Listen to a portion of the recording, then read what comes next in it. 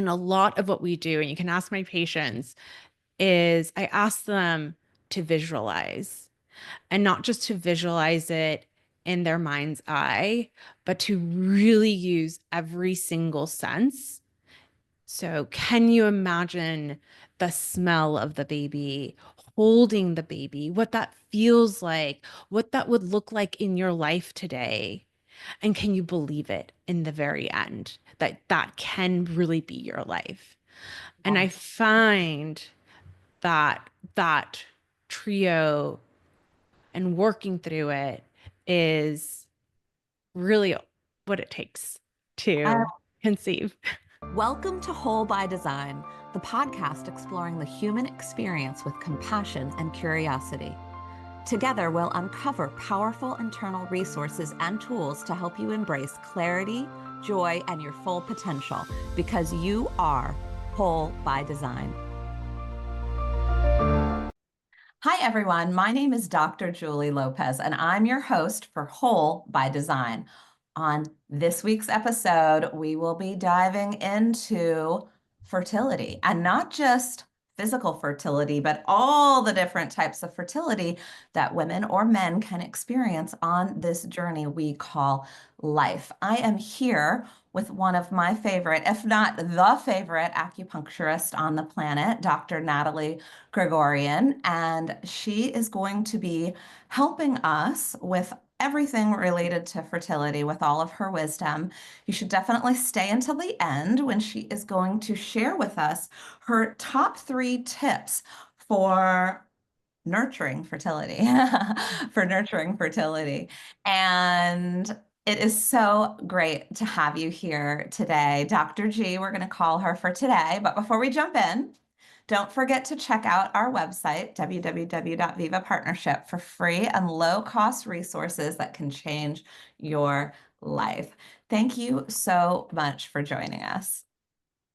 Thank you so much for having me. I'm really excited to talk about fertility. And as you mentioned, not just about conceiving a baby, but how do we become fertile in our lives? And if I can say, even manifest what we are dreaming of. Oh, I Um, love that. I love that. I love the word manifest. You may or may not know it's the fifth step of all this work I do with people around transformation and making change in their lives. But I have seen the power of being in alignment. Earlier when we were speaking, you shared the word alignment, and that is super resonant with the work we do over at the Viva Center, where we're helping people really lower their stress loads and get their bodies on all different levels into a better place of alignment. So tell me more about how that all fits together. sure. So oftentimes when people come in, I, when like listening to their story, I'm hearing for how things present physically and then how things present emotionally. And most importantly, I think spiritually as well. So for me, if we're speaking of just someone struggling to conceive, now we're talking about having a baby. Um, but this can all apply to anyone. The body is always sending communication to that individual. So we're looking at like, how does that present physically? Are they having headaches? Are they having digestion issues? What does that look like? And then we'll explore the mental aspect of it. Are they in fear? Are they stuck? Are they ruminating in thoughts? Are they anxious? Are they like trying to figure out every single thing that they need to do and are becoming like the very A type person? And then lastly, for me, it's like, can you imagine what you're trying to create into this world? And a lot of what we do, and you can ask my patients, is I ask them to visualize, and not just to visualize it in their mind's eye, but to really use every single sense. So, can you imagine the smell of the baby, holding the baby, what that feels like, what that would look like in your life today? And can you believe it in the very end that that can really be your life? And I find that that trio and working through it is really what it takes I to conceive. And to conceive, and you just use the physical aspect of conceiving a human being.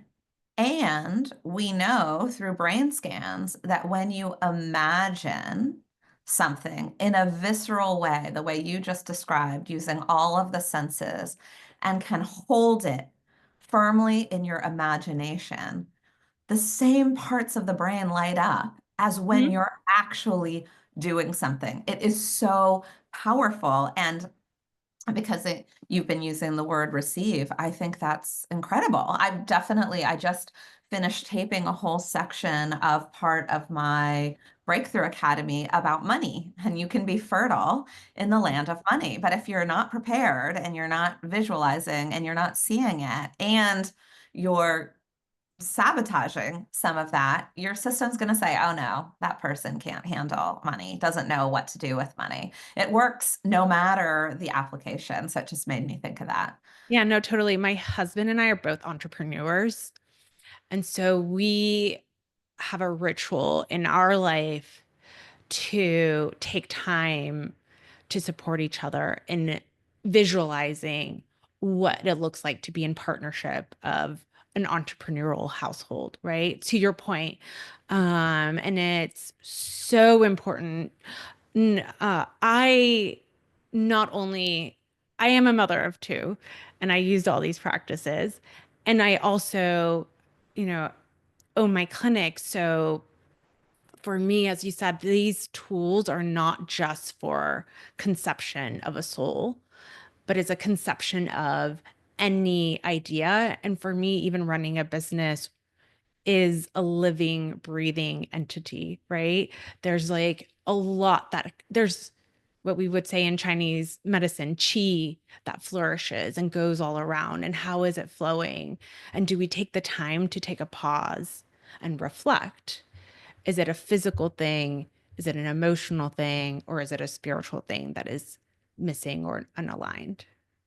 I love that. I love that. And you had definitely talked about the physical piece of it for women, right? And you had talked Mhm. about cycles, not just menstrual cycles, but seasonal cycles in life. And I'd love to hear a little bit more about how that comes to play in the idea of being ready to receive a baby or a Yeah. friend or a business or a partner or Yeah. love Yeah. or Yeah. whatever it is, right? Yes. For me, I lean on a lot of the seasons according to Chinese medicine. So we have the five elements and they all correspond to a season. So just for the listeners, if they don't know really quickly, you have the wood element, and that's associated with spring. Then you have the fire element, and that's associated with the peak summer season. Then you have the earth element, and that's late summer. Then you go into the metal, and that is associated with autumn. And then the water element is associated with the winter. And so, what I think is really beautiful, we have what we call resonance in Chinese medicine. And so, each element not only resonates with the season, but it also resonates with the different organs in the body, the different emotions. And so, and it goes much deeper, but I'm trying to keep this at a very high level. And so what I'm trying to get at here is understanding is, right now we're entering the winter season. We're all experiencing the shift in the sunlight while we're recording this. And so the question is like, are we taking a moment for ourselves to actually listen to our body, to understand, do we need more rest because there's less sunlight happening during our day versus when we're at peak summer and we have the heightened, hours of the day of sunlight. And it doesn't always have to just be physically the season, but also what are you experiencing in your time? Does it feel like you're in a time of going inward to really germinate the thoughts that you need to do? Are you trying to go inward to heal what needs to happen? Are you listening right before then what we would say going into spring or the liver or the wood element where we take action? And then that is like, highlighted by the bamboo shoot that's like literally shooting out. I don't know. We have bamboo in my backyard, and literally overnight, it's like 6 feet tall. It's like, right. But you needed to have that good root system to be able, and the energy and the resources to be able to manifest, right? And then move through the season of summer of like sharing it, the abundance, and then the harvest of the late summer, and then pruning things, which is a metal. How do you cut things out that no longer serve so that then you can go through the whole cycle again and get even more and flourish more? I love it. And I started thinking of all the different applications where that truth, that science, that practice, that tuning in can really be used for great things. And you have shared that there have been a number of times where you've had patients that really prospered because you were able to help them get more into alignment, and others who were too afraid or Mhm. too Mhm. hesitant to invest in something that actually has proven time and time again to be really very critical in this journey towards wanting fertility in life. Yeah, I think I don't know what your clinical experience is, but in mine, I find it's really scary when we shut everything off and then look in the mirror and are honest with ourselves. And can we have that honest conversation of what is going on? And I will always meet a patient where they are, and some patients are not ready to explore that. And when the patients are ready to explore that and address, like, what are areas either physically, emotionally, and spiritually, and usually it's all of them, they're the ones that are flourishing in their life. I have patients who will tell me their friends are asking, what are they doing to their face? And they're doing nothing because the glow, the inner glow is shining, right? Because their vitality of life comes through, Oh, you love that know? one. Vitality. And I think a lot of us forget that we have our inner vitality and that we can nurture it to regain health and be empowered, or and then in translation we may conceive a baby, or we may conceive a project, or even a job, right? Because I think not only earlier in the year were we working with a lot of patients who were trying to conceive, but we were also navigating the difficulties of a lot of cuts in or being laid off in the job market here in DC. Of And course. so that was also very hard. That was like a shock to the heart for many of the patients who were coming in, and using some of the similar practices, we were able to help patients have faith that they were going to find the next career step that was appropriate for them in this time and space. And right now, I want to say like all of them got a job. I think everyone found a job. Um, that when I off the top of my mind, and it really came in reimagining how they could use the tools that they already knew and then redirect it in a way that served them now. I love it. Well, and you can imagine, I mean, shock is a normal state that we go into when something changes all of a sudden, especially if there's a big loss. It just happens. And you know what happens? This part of our brain literally shuts down, as it should, right? If there's a danger or emergency, you want to be able to run really fast and you want to be able to do the things that are going to help you survive. But if logically what you know is, oh my gosh, I need to provide for my family, I need to be able to take care of, and do these basic things. I need a job. Entering the job market in a shocked state of mind without your executive functioning is probably just even logically not going to produce great results. So I love to hear your data that every single one of the people that you brought in and got them aligned and out of the shock state and more into the place of receiving, I'll say, that they got what they were looking for, which is Mhm. amazing. And I get to share, it's right behind your head, Ethereum. Ethereum is the name of her practice, which is not just her, but other people that are helping to do this incredible work.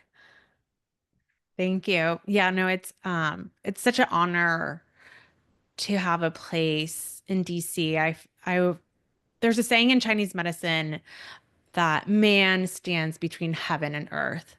And oftentimes we're out of line with that divine connection and the materialness of the earthly world. So, my goal when patients come in is how do we bring alignment? And when I say heavenly, I don't mean it in a religious way, but the heavenly of everything, yeah, but everything around us, right? To be able to hear our higher self and be able to receive it. So it's part or integrated into all of my treatments that I work with each patient. So I'm going to use my own terms, and I am not trained in traditional Chinese medicine, but I hear that and I think about prosperity. And not prosperity just with money, because I know people hear prosperity and they think about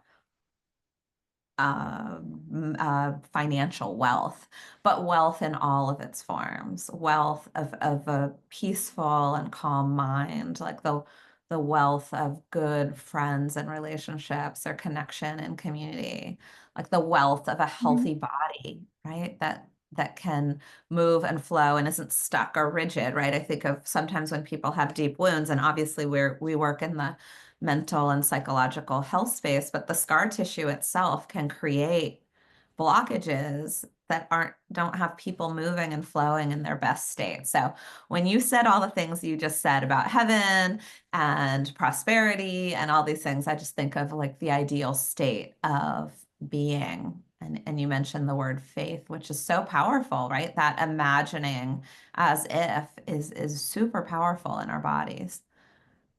Yeah, I think it's really hard to have, if you don't use the word faith, hope when we're suffering.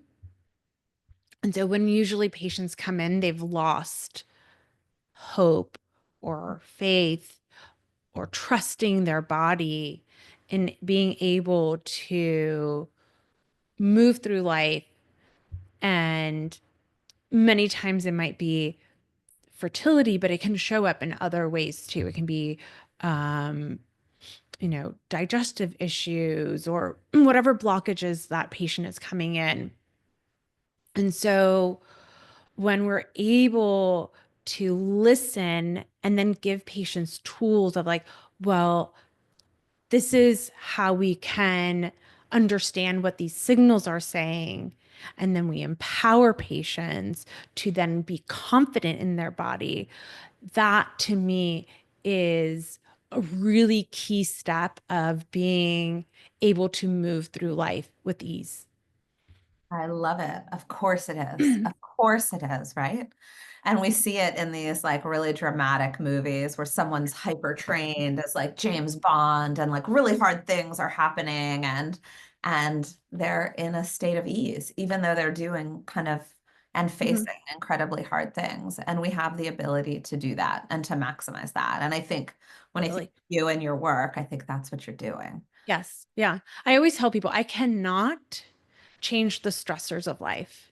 I cannot change what is happening in the outside world, globally, locally, or in your home.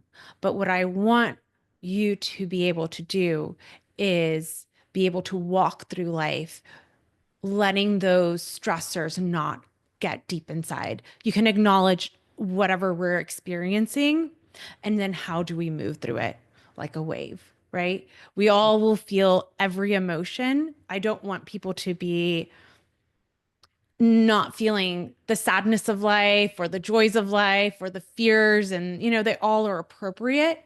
And then how do we move through that so that we can face whatever challenges we're facing, feeling empowered and feeling confident we can move through it. I love it. And I love how you do that with traditional Chinese medicine. It's amazing. Yeah. Any last things you would want to say? Because believe it or not, we're going to have to shift gears in just a moment to hear your, let me say, top 3 tips for nurturing fertility in all areas of life, which I love. I would say one of the, just in general, I find that the human body is resilient. And if anyone is listening to this podcast and feeling hopeless, trust that your body can overcome even some of the hardest obstacles in life. And I really appreciate your work that you do at the Viva Center. I mean, it's one of the reasons why we referred a lot of patients to you or to your entire team, because it takes a team sometimes to overcome things, and different modalities and different tools will help us move through whatever obstacles we have in life. And once we're able to move through it, right? We always say in Chinese medicine, like, move like water. Water through time creates the Grand Canyon, right? I love So, that. I love that. so how do we flow or go through the obstacle, go through the boulder or around the boulder, and either through the work that I do here, acupuncture, Chinese medicine, and integrative work, or the Viva Center that is beautifully allowing people to connect with their body and mind and move through that as well. We can all overcome that boulder that's in our life, that obstacle. Amen. I love it. I love it. Okay, let's hear it. Okay. Let's hear your top 3 tips. I feel like my top three tips are really simple and very effective. So, first, I would say try to eat, as we circling back, seasonally, locally. We see in science that food that comes locally is much more vibrant and rich in nutrients than the ones that have been traveling for a great distance. So not only is it good for you, for the environment, but you can actually then be also attuned to the season, right? Um, this is a time in the winter more of roots compared to having all the salads in the summer, right? So just think of that, and how would your body respond if it's like cold outside? What would be more nurturing in that season of life? And then the second tip, which is a much harder tip, but I find that is very important, is forgiveness.